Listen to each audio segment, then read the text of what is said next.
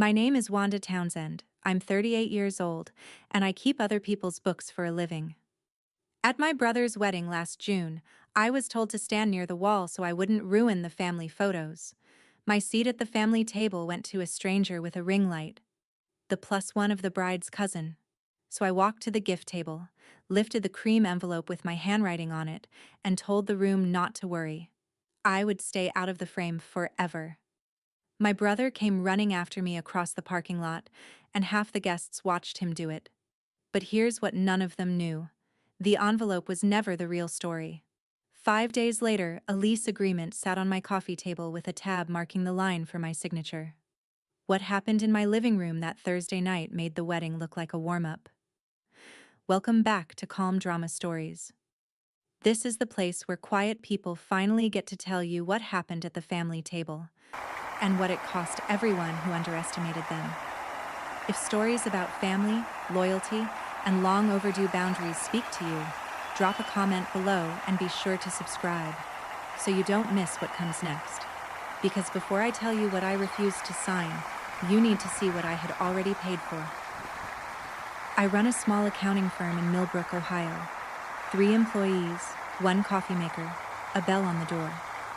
Townsend Accounting sits between a hardware store and a diner, and my clients are the kind of people who still write checks. Farmers, widows, a man named Earl who brings his receipts in a bread bag every April and trusts me more than he trusts his own bank. I bought my house at 31, a little brick bungalow with a crooked porch light I never fixed because I like knowing which house is mine from the end of the street. My life balances. That's not a brag. It's my trade. Debits on the left, credits on the right.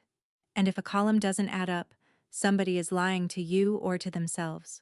For years, there was exactly one column in my life that never balanced, and it had my family's name on it. I had stopped auditing it.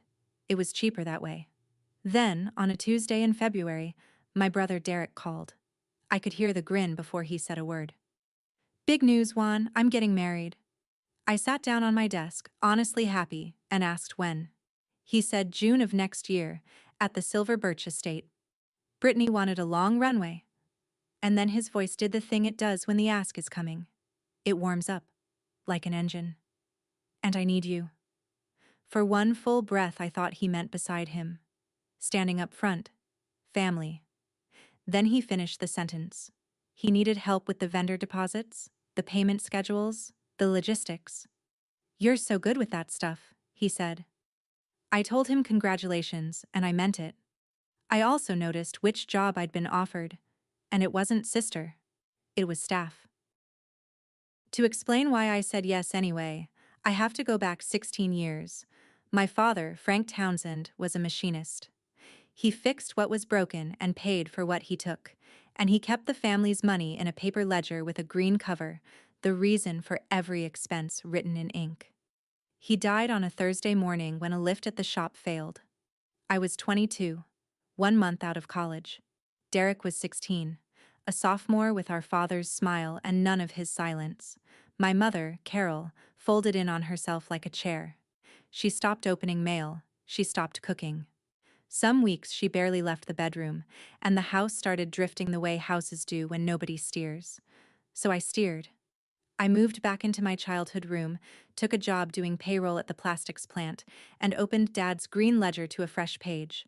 Mortgage, groceries, Derek's cleats. The reason column, in ink, the way Dad taught me. On the first page he ever showed me, he had written a rule at the top. Count what matters. I thought I understood it then. I didn't. What I learned that year is that grief splits a family into 2 jobs. There's the one who gets grieved over, held and watched and worried about. And there's the one who does the math. Nobody assigns the jobs out loud. You just wake up one morning and yours has your name on it, and it never comes off. My mother got to fall apart, and I don't blame her for that. But somebody had to keep the lights on while she did. That somebody was me, at 22. And the job description has never once been read aloud at a family dinner. Derek grieved beautifully. I know how that sounds, and I'm saying it anyway, because it matters later. At 16, he was already the boy the whole town rooted for. Drama club lead, homecoming court. The kid teachers forgave. After Dad died, people brought casseroles and looked at Derek with wet eyes, and he learned something in those months that shaped the rest of his life. He learned that being seen is a kind of currency. My mother came back to life through him. She'd sit in the front row of every play, every awards night, glowing like a woman plugged back into the wall. Watching Derek was easier than missing Frank, and I understood that, so I paid for it. Literally. 2 jobs, and the drama camp deposit, and the varsity jacket, and the senior trip. I signed the checks and sat in the back rows, and from back there I worked out the difference between my brother and me. Derek needed to be looked at. I needed to be useful. For years, I honestly believed those were just 2 dialects of the same language. 2 ways a family says it loves you. You get applauded or you get relied on. I told myself the reliable one was the load-bearing one, and load-bearing walls don't need applause. I passed my CPA exam at 24, studying at the kitchen table after Mom went to bed. I opened my own firm at 28. Nobody threw a party, and I told myself accountants don't want parties. I had built a whole quiet philosophy out of not being celebrated, and it held up fine for years, like a bridge that's never been load-tested. I thought being needed and being loved were the same thing. Only one of us in that house was right. 3 years ago, Derek quit his sales job to start an event styling company. He was 29, magnetic as ever, and he pitched me at my own kitchen table with a slideshow, Townsend Social, curated events, styled parties, experiences people post about. He needed $25,000. I want to be clear about what I did, because it matters. I didn't hand my little brother a check and a hug. I drew up a promissory note. Repayment schedule, no interest, both signatures, the way I'd tell any client to do it. I'm his sister, not his bank, because the fastest way to lose a family is to let money float around it undocumented. Derek laughed when I slid the papers across the table. You and your paperwork, Juan. But he signed, still grinning, the pen loose in his hand, like the signing was a bit we were doing. I also gave him something I never invoiced. I set up his books and kept them myself. Every month. For free. Bank feed, reconciliations, quarterly numbers. I told him it was to protect his loan. My loan. And that was true. Here's what was also true. And it took me years to say it plainly. Part of me lent that money because of how it felt when he asked. My brother, who performed his whole life for everyone else, had come to my table and needed me in front of no audience at all. The reliable one, finally, on the program. I wrote the reason in Dad's old green ledger that night, the way I still did for anything that mattered. 25,000. Reason. Derek's start. If I'd been my own client, I would have asked one more question before the ink dried. What exactly does this man think money is for? I met Brittany Vale the following spring, at an engagement-adjacent dinner before there was an engagement, a rooftop place in Columbus where the menus had no prices and every plate got photographed before anyone ate. Brittany was lovely the way a catalog is lovely. 26 then, a brand consultant, hair like poured caramel, and a laugh she aimed like a flashlight. She called Derek, my creative director, and touched his sleeve when she said it, and he sat up straighter every time. I liked her fine. That's the honest truth. She was warm to me, asked about my firm, said, "That's so grounding," in a way that only stung later. When dessert came, she stood up and announced they wanted a photo. The whole family. And my chest did something embarrassing and hopeful. Then she handed me her phone. It happened so smoothly I was framing the shot before I understood the sentence. Derek, Brittany, my mother, the skyline. Brittany tilted her chin. My mother glowed. And I stood outside the picture holding the camera, directing them closer together like a person paid to be there. Nobody meant anything by it. That's what I told myself on the drive home, and here's the thing I'd tell you now, having had 2 years to think about it. Nobody ever means anything by it. Nobody plans to erase you. They just keep handing you the camera, and you keep taking it, because you're good with that stuff, and one day you realize you don't appear in a single frame of the family's story, and everyone is baffled that you mind. My mother posted the photo that night. Beautiful family, someone commented. She replied with a heart. I did the books for the man in the picture. The camera was mine too. 18 months ago, Derek came back to my kitchen table. No slideshow this time. Townsend Social was getting real traction, he said. But there was a venue. The Foundry House, an old ironworks downtown, brick and steel and 100-year bones. The owner wanted a tenant who'd make it shine. Derek needed $15,000 fast, a bridge to the venue deposit one deposit away from real. I looked at his books before I answered because I kept his books. Thin margins, spiky revenue, too much spent on how things looked. But not hopeless. And he was my brother. So I did what a professional does. I consolidated everything into one note. $40,000 total, $600 a month. First payment due the first of the following month. Both signatures again. He signed again. He hugged me again. And for 3 months, $600 arrived on the first. And I let myself feel good about it. The way you feel when a bridge holds. Then the payment stopped. No fight, no phone call. Just a quiet first of the month, and then another. And then every first after that. When I pressed, my mother called me before Derek could. Don't squeeze him now, honey. He's building something. Around the same time, his receipts stopped coming to my office. Then the bank feed disconnected. He'd changed his online banking password and never sent the new connection through. Busy with the wedding? He texted. I noticed all of it. I want that on the record. I noticed. But collecting from your own brother means a courtroom with your mother in the second row, and I wasn't ready to buy that ticket. So I watched the columns go quiet. In my job, numbers that go quiet are never resting. They're hiding. Wedding planning swallowed the spring, and my assignments arrived by group text. Pick up the welcome bags from the printer. Confirm the shuttle times. Build the vendor payment schedule. You're so good with that stuff. I did each one, on time, the way I do everything. What never arrived was a roll. Brittany had 6 bridesmaids, college friends and cousins in matching silk robes with their names embroidered on the pocket. There was a dress-fitting day with champagne. I saw it in the photos afterward. There was a toast list. I wasn't on it. I told myself I didn't care about robes and champagne, and mostly that was true. I'm 38.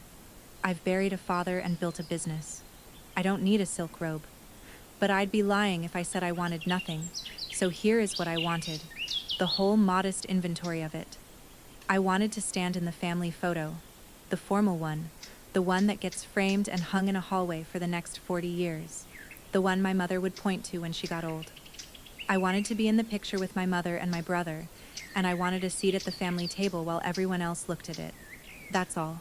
16 years of ledgers and lights kept on, and my whole asking price was 1 photograph and 1 chair. It seemed so small a thing, so automatic, that I never even said it out loud. You don't request a seat at your own family's table. You'd only embarrass everyone, most of all yourself, by revealing you weren't sure you had one. Instead, I did something that felt, at the time, like the surest way to belong. I opened my checkbook, and I started writing. I wrote the check for $20,000. I know how that number sounds after everything I've just told you. Sit with the math of it. A brother owing me $38,000 and change, nearly a year of quiet firsts of the month, and his sister writing a 5-figure gift anyway. But it wasn't payment on delusion. It was a founder's gift. That's the phrase I used in my own head. The kind of money that says, your start was real, your family built it with you, go. I chose a cream envelope, heavy stock. On the front I wrote, for Derek and Brittany, from the very first ledger. Love, Wanda. The first ledger was a joke only Derek would get. When he was 9, I'd kept a notebook for his lunch money and his allowance, teaching him columns. And he'd loved it, back when being taught by his sister was still a thing he loved. I sealed the envelope and set it on my desk, and that night the seating chart arrived. Brittany's maid of honor sent it to the full guest list by mistake. A cheerful yellow spreadsheet, every table numbered, every soul assigned. I found the head table. Derek, Brittany, Mom, Brittany's parents. Brittany's grandmother. And in the last chair, a name I didn't recognize. Kyle. I scrolled the whole sheet twice looking for my own name, the way you pat your pockets for keys you already know are gone. I found myself at table 14. I gave it a night before I said anything, because I've learned that anger files better in the morning. Then I called Derek, calm as a dial tone, and asked if the spreadsheet was a draft. He did the little laugh he does when he's buying time. It's Brittany's thing, Juan. Let me look.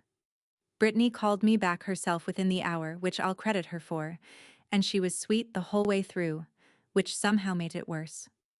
The head table isn't really a family thing, she said. It's a visual anchor. The photographer builds the whole room shot around it, so the layout is curated. It's honestly nothing personal. Curated. I work with words all day. Invoice, accrual, liability. Words that mean what they mean. This one I turned over for weeks like a coin I couldn't spend. My seat at my brother's wedding had been curated, and Kyle, whoever Kyle was, fit the composition better than I did. I asked her, still pleasant, where family was supposed to sit. And she said, bright as a bell? Everyone's family. That's the vibe of the whole day. Derek called that evening. I'll fix it, Juan, I promise, it's just chairs. Then my mother, who had heard everything from everyone, closed the case the way she always closes it. Honey, don't make waves before their big day. You know how much pressure they're under. I said, okay. I want to be honest about that. I said, okay, because I had 16 years of practice saying it, and because some part of me still believed the fix was coming. That's the last time I mistook a promise from my brother for a line item. A promise is not a booking. Any accountant will tell you the difference between the two is where all the grief in the world lives. Table 14, by the way, was next to the kitchen doors. I looked it up on the floor plan. Even my exile had been curated. The rehearsal dinner was at a restored barn with chandeliers, which tells you everything about the budget I was supposedly imagining. I spent the first hour of it working.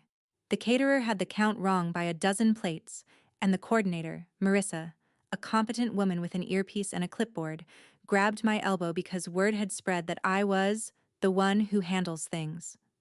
I handled it. I moved 2 tables, called the caterer's manager, solved it, and when I got back my seat had been cleared because they thought I'd left. I stood at the edge of the room with a glass of wine that had been poured for someone else, and that's where I overheard one of the Vale cousins, a tall girl with a French manicure, ask another one who I was. That's the sister, the second one said. She's like, not really wedding people. Not really wedding people. I filed it. Filing is what I do. Then came the toasts, and Derek stood up with a microphone he did not need because his voice has carried since he was 16. He thanked Brittany's parents for welcoming me like a son. He thanked his mother, my rock, who taught me what devotion looks like. He thanked the bridesmaids, the coordinator, the barn. Then he raised his glass higher and said the line that mattered. To everyone who believed in us before it looked like anything, this next chapter is for you. Next week we sign the lease on the Foundry House, our forever venue. It's happening, people. The room whooped. My mother wiped her eyes, and I stood at the edge of the light doing the one piece of arithmetic nobody else in the barn could do. The man toasting everyone who believed in us had a believer 40 feet away, holding someone else's wine, $38,000 deep, and he had not said her name into that microphone once. Next week, a lease. Signed with what? I wondered. Anchored on whom? I already knew. I just didn't know I knew. The morning of the wedding, I was at the venue by 7 because Marissa had asked me to bring the printed timelines and nobody questions why the sister has a job and no robe. The Silver Birch Estate is a glass ballroom on 40 acres, stone floors, white gravel, the kind of place that photographs like heaven and invoices like surgery. I was laying the schedules out on the vendor table when I saw the photographer's shot list sitting in the pile, 3 stapled pages, and I read it because reading paperwork is a reflex I will never lose. Page 2, family formals, golden hour, Derek plus Carol, Derek plus the Vales, couple plus both sets of parents, couple plus grandparents. And then, in the margin, in the photographer's own handwriting, a note that had clearly come from a phone call. Keep frame tight. Immediate only. I checked page 3. Under Candids, Optional, Reception, between the flower girls and the shuttle departure. Sister? With the question mark. That question mark did something to me that all the seating charts in the world hadn't. I took the list to my mother, who was steaming her dress in the bridal cottage, and I held it out and pointed, and I watched her read it. I watched her understand it. My mother is not a stupid woman. Then she folded the list along its crease, handed it back, and said, "Honey, it's their day. Don't make it about you." There it was. Not Brittany's rule, my mother's. The house rule I'd been raised under, spoken plainly at last. Other people get days. You get tasks. Something in me went very still and very organized, the way my office gets at 5 o'clock. That night, I mean the night before, but I felt it finish that morning. I stopped waiting to be defended. If you've ever been the one holding the camera at every family event, the one who pays and plans and vanishes from the album, tell me in the comments where they seated you at the last family wedding. I have a feeling table 14 is crowded. Stay with me. Because the envelope comes next, and subscribe so you don't miss what I did with it. I should say here that 2 nights before the wedding, my brother came to my house at 2 in the morning. I'm telling it out of order because I needed you to see the shot list first, the way I wish I had. He sat on my porch steps in a hoodie, no camera-ready anything, and for an hour he was 16 again. The wedding was $90,000 over what he'd told anyone, he said. The veils expected a certain level. A styling brand was sponsoring the florals in exchange for content, and there was a videographer coming whose follower count he quoted like a credit score. "If it doesn't look right, none of it's real, Juan," he said. And he laughed like it was a joke. And it was not a joke. People only invest in what already shines. Nobody writes a check to a guy who looks like he needs one. Then he stopped performing entirely, which I had not seen since the funeral, and said, "I've been scared of being nobody since Dad died. You don't know what that's like, because you've never needed anyone to watch you. God, I used to wish I was built like that." It's the closest thing to seeing me that my brother ever managed, and I have turned it over many nights since. Then he asked for what he'd come for. The Foundry House lease was ready. 5 years, $6,200 a month.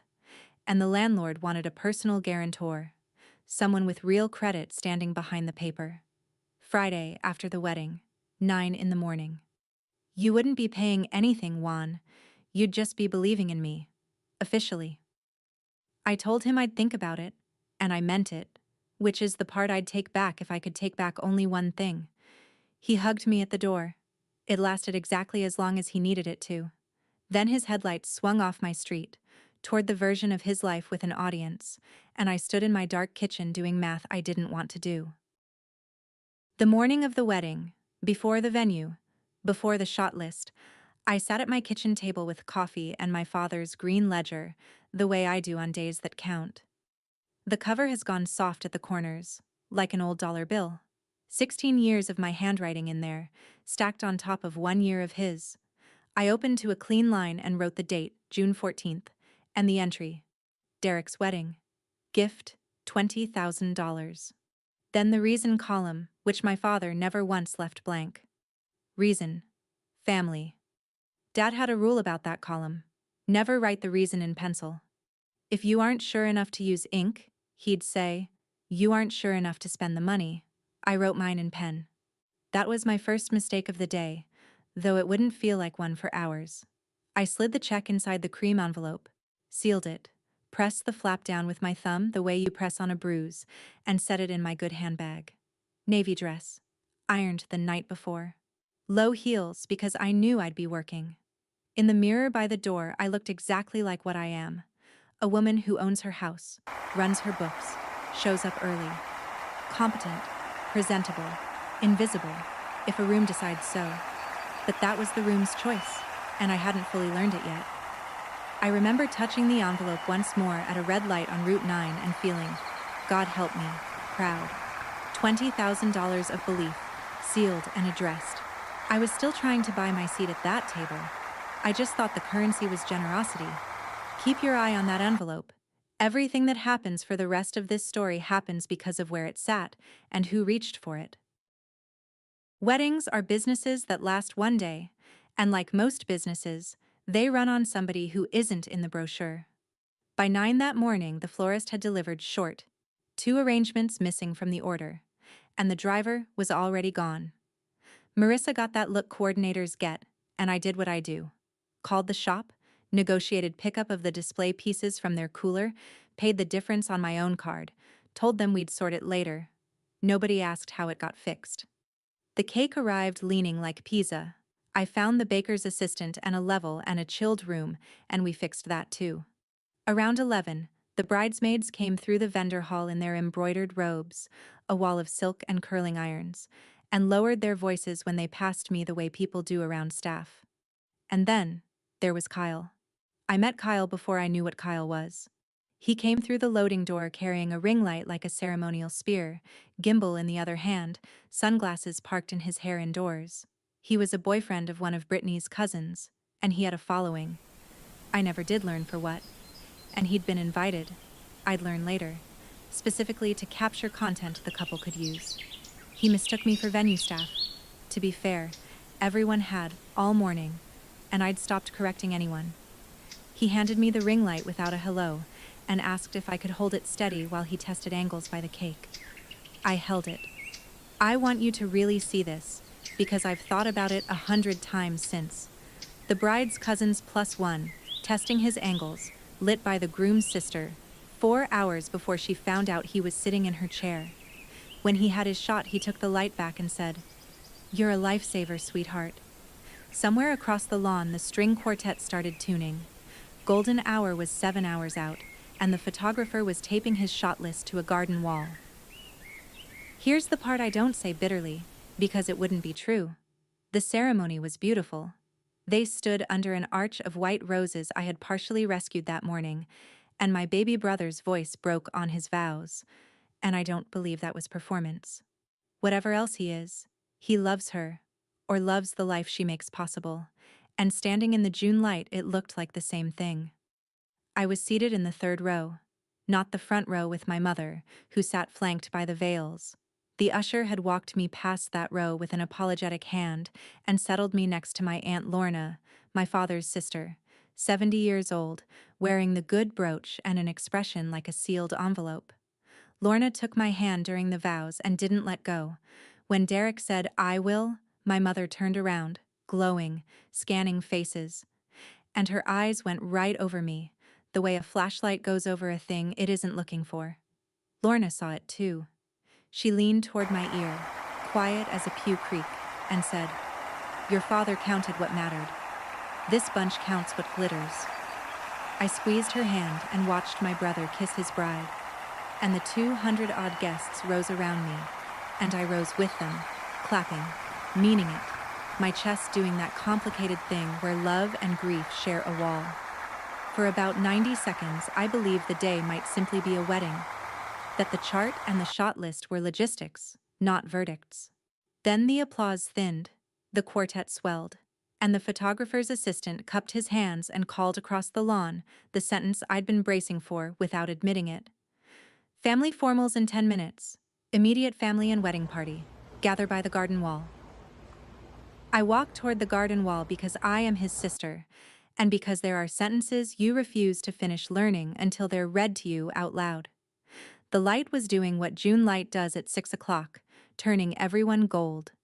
Photographer crouched, assistant wrangling, the veils assembling like a board of directors. My mother stood at the center in her lavender dress, hands clasped, happier than I'd seen her in years, and I felt the old reflex, "Go stand with your mother," carry my feet across the grass. I got within arm's reach. I was actually lifting my hand toward her shoulder. That's when Marissa stepped between us, clipboard first, earpiece crackling, voice in that syrup register that event professionals use for problems. "Hi, we're doing immediate family and wedding party only right now." I said, "I'm his sister." Not sharp, just a fact. Offered the way you'd hand someone your ID. Marissa looked down at her clipboard, and I watched her find the list, and I watched her not find my name on it, and I watched her decide not to say that part out loud. Her ear crackled again. She pressed her finger to it, listening, eyes flicking to the bridal party cluster where Brittany stood in her second dress of the day. Derek was 4 feet away, close enough to hear all of it, straightening his boutonniere. He looked at me. He looked at Marissa. And then, my brother, whose cleats I bought, whose books I kept, whose bridge loans I funded, looked at the photographer and rolled his shoulders back into position. Marissa's ear finished crackling. She turned back to me, smile refreshed, and delivered the message she'd just been handed, word for word, in front of my mother, the veils, and God. Could you stand near the wall for these? We need the picture to be right. Stand near the wall. There was a stone wall bordering the garden, waist high, 100 years old, and she gestured at it with an open palm, gracious as a maitre d'. The picture needed to be right, and I was the thing that could make it wrong. Derek didn't let the silence sit. He came over. Finally, he came over, and put his hand on my arm and said, low, warm, the voice he uses on clients. Just for the formals, Juan, you get it. Brit's got this whole visual thing, and honestly the light's brutal past the wall anyway. He squeezed my elbow. You get it. Twice. Because the first one hadn't convinced either of us. I looked at my mother. This is the detail I'd cut if I could, because it's the one that still aches. My mother heard all of it, and she was already turning back toward the camera, smoothing lavender fabric over her hips, finding her angle. Not cruel, just compliant. The photographer said beautiful to nobody in particular. So I went and stood near the wall. I want to be precise, because precision is what I have instead of poetry. I stood near the wall with the pressed stone top warm under my palm, and I watched my family arrange itself into its official version: mother, son, bride, the veils, golden hour. And I was not in it, and everyone could see me not being in it. And the shutter went off like a small polite door closing, many times. At some point Kyle drifted into the back of one frame with his gimbal, grinning, and the photographer waved him through. The +1 made the album. I'm told the prints came out beautifully. The reception had one more surprise for me. It was sitting in my chair. The place cards were little brass frames. Of course they were frames, arranged alphabetically on a table of black velvet. I found mine. Wanda Townsend, table 14. So the fix Derek had promised turned out to be a fix in the other direction, the kind you do to a race. I carried my little brass frame across the ballroom, past table 1, and that's where I saw him. Kyle, in the last chair at the family table, my chair by any accounting on earth, with the ring light on a mini tripod planted next to the centerpiece like a flag on a moon. He had his phone horizontal, and he was interviewing my mother. Okay, mother of the groom, tell the camera what today means to you. And my mother, who does not know what a follower is, bloomed under the attention like a garden under rain, and told Kyle's phone that today was everything, that her family was everything. I stood 10 feet away holding my own name in a frame, listening to my mother tell a stranger's audience that family was everything. Brittany saw me. I know she saw me, because her eyes did the thing, the flick, the assessment, the decision. And then she turned, radiant, to greet an arriving guest. Derek was on the dance floor being photographed from below by a second videographer, jacket hooked on one finger over his shoulder, a pose he has practiced since 10th grade. Nobody was being wicked. I need you to understand that, because it took me so long to. Nobody twirled a mustache. They just arranged the room by value, the way they understood value, and the math put the man with the audience at the head table and the woman with the ledgers by the kitchen doors. Table 14 taught me more in 1 hour than Table 1 had taught me in 38 years. Table 14, by the kitchen doors, turned out to be where they'd filed everyone who didn't photograph. Aunt Lorna, my father's cousin Walt, who is mostly deaf and entirely wonderful. A teenage second cousin on his phone. A retired pastor nobody could place. The invoice table, Lorna called it, before the salads came. The people who paid for some part of this and got filed away. She said it cheerfully and clinked my glass. The kitchen doors swung behind us like applause every 90 seconds. And from that unphotographed corner, I did what I suppose I was always going to do. I audited the room. I couldn't help it. It's the only language I'm fluent in. The florals were a sponsored trade, fine, but the string quartet was union scale times 4 hours. The champagne tower was real French, not Prosecco. The second dress, the videographer with the drone license, the lighting package alone. I had built vendor payment schedules for this wedding, but those schedules had covered maybe half of what my eyes were pricing in that ballroom. I had reconciled Derek's business for 3 years. I knew his balance sheet the way I know my own porch light. And I sat at table 14 doing quiet arithmetic and arriving, again and again, at the same missing line. None of this room existed on paper. Not his paper, anyway. A wedding is the one audit a family performs in public, and the numbers in front of me had a source I hadn't been shown. I was still working the problem when 2 bridesmaids dropped into the empty chairs beside me, refugees from the dance floor, shoes in their hands, close enough that I could smell hairspray and champagne. They didn't notice me. People that day generally didn't. Then one of them started talking. Okay, but how are they affording this? Nobody makes this off styling parties. That was the first bridesmaid. The second one laughed into her glass. Britt told me the investor money came through, like, right in time. The deposit on this place, the florals upgrade, dress number 2. All off the business account. She lowered her voice into the register people save for delicious things. And get this. The investor is family, so it's basically free money. No terms, no drama. Britt calls it the family round. The kitchen doors swung. Somebody's entree went by under a silver dome. I sat very still with my hands in my lap, and inside my head, month after month of quiet columns stood up and walked into the light one by one. $15,000, wired by me, for a bridge to a venue deposit. The silver birch deposit? I knew this room's rate card.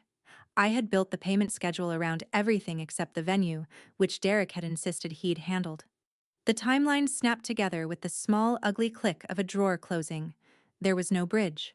There was never a bridge. The bridge was this: the tower, the quartet, the second dress, the golden hour I had just spent standing next to a wall. My money hadn't been keeping his dream alive. It had built the stage for the single most expensive photograph my family ever took, the one I was curated out of. The investor is family. It's basically free. I stood up. I didn't storm anywhere. I want that understood. I walked out to the glass hallway between the ballroom and the terrace, where it was cooler, and I stood at the window with my clutch under my arm like a woman waiting for a valet. Through the glass. My family. Derek spinning Britney under the lights to a song I'd heard him practice to in our living room at 17. My mother laughing at something a veil said. Champagne high, 20 years younger tonight. All of it golden, all of it curated, all of it. I finally let the word finish, funded. Behind me, on the gift table by the doors, my cream envelope. $20,000. From the very first ledger. Love, Wanda. I thought about the reason column, written in pen that morning. Reason. Family. My father never let me write in pencil, and standing at that window I understood him for the first time all the way down. The ink wasn't the commitment. The ink was the test. If the reason stops being true, you don't get to smudge it. You have to draw the line through it, in front of God and your own handwriting, and write what's actually true underneath. Lorna appeared beside me the way old women appear, silently and exactly on time. She looked through the glass with me for a while. Then she said, "You don't owe the wall anything, honey." I walked back in through the main doors. The gift table was on my left. The gift table sat by the entrance, a white-clothed altar stacked with silver boxes and a birdcage for cards, and my cream envelope leaned against the cage where I'd placed it 5 hours earlier, back when I still thought I was buying a beginning. I picked it up. That's all. At first, I picked up an envelope with my own name on it, and the room changed temperature. A bridesmaid at the guest book stand went still. Brittany materialized the way she did all day, radar-guided, lovely, and said, "Wanda, what are you doing?" She said it loudly enough that the nearest tables turned, which I don't think she planned, and the quartet chose that moment to rest between songs, which nobody planned, and so my answer landed in one of those silences that weddings produce exactly once a night. I said, "It's addressed from me. I'm taking it back." And then, because 16 years is a long time to prepare a single sentence without knowing it, "Don't worry, I'll stay out of the frame forever." I set my empty champagne glass down next to the birdcage, gently, the way you return something borrowed, and I walked. Heels on stone, 3 beats to a step, the doors already being opened for me by a caterer who had decided hours ago I was staff, and was, in the only way that mattered that day, correct. Behind me, the room came back to life all at once, the way a held breath breaks. I heard my mother say my name. I heard Derek say it louder. The gravel was white in the floodlights, and I was 10 steps into it when my brother came running. Actually running, boutonniere first, calling, Wanda, wait, do you have any idea what this looks like?" People ask if my hands were shaking when I picked up that envelope. They weren't. 20 years of writing other people's numbers steadies your hands. If you've ever taken something back, a gift, a promise, your own time, tell me in the comments what it was, and stay with me. Because what my brother did 5 days later is the part nobody believes. In the parking lot, under the floodlights, my brother finally gave me his full attention. I had waited 16 years for it, and now that it arrived, it was an audit of optics. "Do you know what you're doing to me tonight? The veils are in there. The videographer is in there." His voice cracked on videographer, and there it was. The true hierarchy of his griefs, ranked live. I said, "I do know. For once, I'm not in charge of how things look." And I got in my car, and I drove the 40 minutes home to Millbrook with the envelope on the passenger seat like a rescued pet, and my phone began to glow before I'd left the gates. It did not stop glowing for 3 days. My mother's voicemail, one of many. "You embarrassed him in front of the veils. Whatever this is about, bring the envelope back tomorrow and we'll forget the whole scene." Cousins I hadn't heard from in years surfaced to type the word classy with a period on it. Brittany's account posted the golden hour photo that same night. The wall one, the one that needed to be right, captioned, "Family is everything," and the comments bloomed with hearts. Not one person, in 3 days of ringing, asked me why. That's the part I'd tell a stranger first. An entire family mobilized overnight to manage how my leaving looked. Nobody anywhere asked what had made me go. Monday morning, Derek reopened the books. He had no choice, and after what I found in them, neither did I. Here's the thing about needing a lease by Friday. Landlords want financials, and financials come from accountants, and his accountant was me.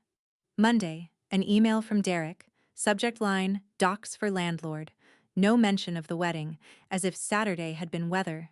He restored my access to the business bank feed, the one that had been dark for 2 months, because he needed clean statements assembled by Thursday. So I reconciled. It took 1 pot of coffee. The $15,000 bridge loan, wired 18 months ago, sat in the business account for 9 days. Then, Silver Birch Estate, deposit, $9,500. A bridal boutique, a florist upgrade invoice, the part the sponsorship didn't cover. Within 1 week, my bridge had become a wedding, 18 months before the wedding, and the business account now held less than 1 month of the Foundry House's rent. On paper, the plan was arithmetic in a party hat. Sign a 5-year lease at $6,200 a month on the strength of a guarantor. Me, the believer, officially. I wrote him a short email. "We need to talk before Friday." Then I printed 2 documents and set them on my coffee table. The consolidated promissory note with both our signatures, and 1 page of the bank feed with 3 lines highlighted in yellow. He never answered the email. Thursday night, headlights swung into my driveway, and 2 car doors slammed. My brother had brought reinforcements. My mother came through my door first, which was the strategy. and I knew it was the strategy. And it worked on me anyway. A little. The way a key works on a lock it was cut for. She hugged me. She smelled like the perfume Dad bought her every Christmas, which she has never once changed, and she said, "Sweetheart, this family has had enough drama for 1 year." Derek came in behind her carrying a leather folio, wearing the client voice and the client posture, and I watched my living room become a pitch meeting. They sat on my couch. I sat in Dad's old reading chair, which I'd taken when Mom cleared the house, and which Derek has never once recognized. He opened with the apology. Smooth, structured, 3 acts. The seating was a coordination failure. The photos were the photographer being rigid. He'd handle Brittany's family. He was sorry I'd felt sidelined, a construction I want framed someday. The feeling assigned to me, the doing assigned to no one. Then, pivot, folio open, and there it was on my coffee table next to my 2 documents, which he had not yet noticed. The lease. Tabbed with little arrow stickers, sunshine yellow, marking every line where a signature belonged. 9 o'clock tomorrow, Derek said. The landlord's holding it for me, but he's got another party interested, Juan. This is real. He turned the folio toward me. One signature. You're not paying a dime. It's just... The bank looks at me and sees a startup. They look at you and see 20 years of solid ground. I need to borrow your solid ground for 1 page. My mother leaned in with her line, and I truly don't know if they rehearsed it or if 40 years of marriage to a good man just produces sentences shaped like him. Family shows up, honey. Your father would have signed it before Derek finished asking. The clock over my stove ticked. It's a loud clock. I keep it because the tick sounds like a metronome, and metronomes keep honest time. I looked at my mother, and at my brother, and at the yellow arrows all pointing at the version of me they had come to collect. Then I reached over, slid my 2 pages out from under the lease, and laid them on top. Before Friday, I said. That's what I wrote. It's Thursday. Let's talk. I did it the way I do it for clients whose businesses are dying and don't know it yet. No adjectives, just lines. I read the promissory note first. 40,000 consolidated. Both signatures, 600 a month. You made the first 3 payments, I said. $1,800. Then 11 months of nothing. Current balance, 38,200. Derek shifted. Juan, the business... I held up the 2nd page. This is the business. 3 yellow lines, the bridge loan arriving. 9 days later, Silver Birch Estate, deposit, 9,500. The boutique, the florist. You told me venue deposit, I said, keeping my voice in the register I use for reading numbers out loud, which is the calmest register I own. It was a venue deposit. It was just never your venue. It was your wedding, 18 months out. My bridge went to the party, Derek. And Saturday, I stood at the wall I paid for. My mother said my name like a caution sign. Derek stood up, sat down, and then the Polish came off all at once, the way it had on my porch at 2 in the morning, except this time what was under it wasn't fear. It was doctrine. You want me to say it? Fine. The wedding was the business plan. That's how it works now, Juan. The veils, the vendors, the real. You think clients read balance sheets? Nobody invests in a guy who looks broke. They invest in a guy whose life looks like proof. Every dollar in that room Saturday comes back double once the foundry deal. He heard himself say foundry and stopped, because even he could hear the circle closing. The party justified by the lease funded by the signature owed by the sister who'd been shown to a wall. The clock ticked. My mother chose that silence to deploy the artillery, quietly, the way it's most effective. Your father would be ashamed of you tonight, Wanda. And there it was. The sentence that had run my life for 16 years, finally spoken instead of implied. I didn't raise my voice. I have never once needed to. It's the one inheritance nobody could reassign. Dad kept his reasons in ink, Mom. I have his ledger. I've read all 16 years of it, and mine underneath his. And you know whose name fills the giving column? Mine. Every page. So don't hand me his shame. I've done the math on what he'd think, and I did it in his own handwriting. Derek reached over, turned the lease right side up, and pushed it across the table until it touched my hand. Then he opened the pen. And then my brother, who has read a room every day of his life, read mine and changed products. He stopped selling the lease and started selling the thing he knew I actually wanted, the thing I had wanted so long it had a permanent shape in me. Sign it, he said, softly now, leaning in. And everything goes back to normal. Better than normal. You're at every table, Juan. Christmas at Mom's. The photos. God, all the photos. I'll make Britt put you front and center. You're my sister. Your family again. All of it. Back. Tomorrow. One page. I want to be honest with you, because this story is worthless if I'm not. It worked. For about the length of 3 ticks of that kitchen clock, I sat in my father's chair and felt the full pull of it. Every Christmas, every frame, my mother's face turned toward me, the seat, the whole warm-lit room of belonging, hanging off the tip of one pen. He wasn't lying either. That's the terrible part. He would have done it. I could have bought it all back Thursday night, the way I had been buying it since I was 22. One check, one rescue, one silence at a time. It was never that they wouldn't sell me a place in this family. It was that the rent never, ever stopped. I looked at the pen. Then I set my hand flat on the lease, and I slid it back across the table and I said, "No, I won't guarantee the lease." My mother made a small sound. I kept going, because the next part mattered more. And I'm not calling the note, Derek. I'm not here to bury you. The schedule stands. The one you signed. $600 a month, starting this month. Sell the foundry deposit if the landlord allows the transfer.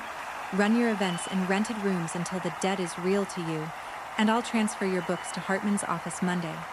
They're good. They'll charge you, which is the point. Derek stared at me the way you stare at a machine that has always worked. You'd rather keep your money than your family? And that's when I finally said the true thing, and it came out level, and I watched it land. I've been the frame for 16 years, Derek.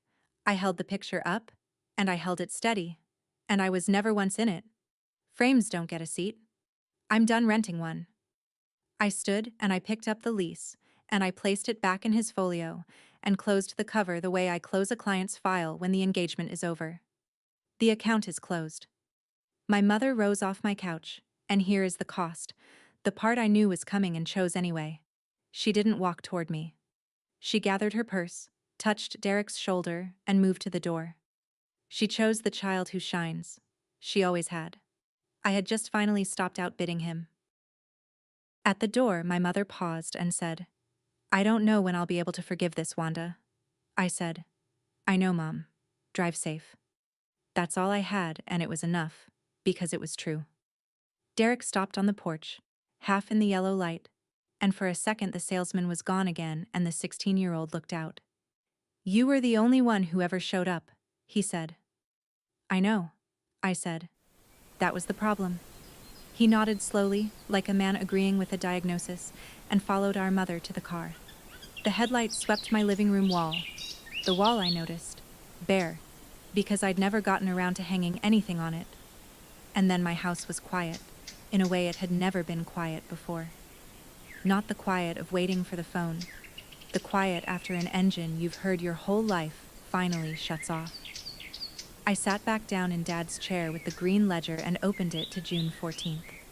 Derek's wedding. Gift. $20,000. Reason. Family. Ink.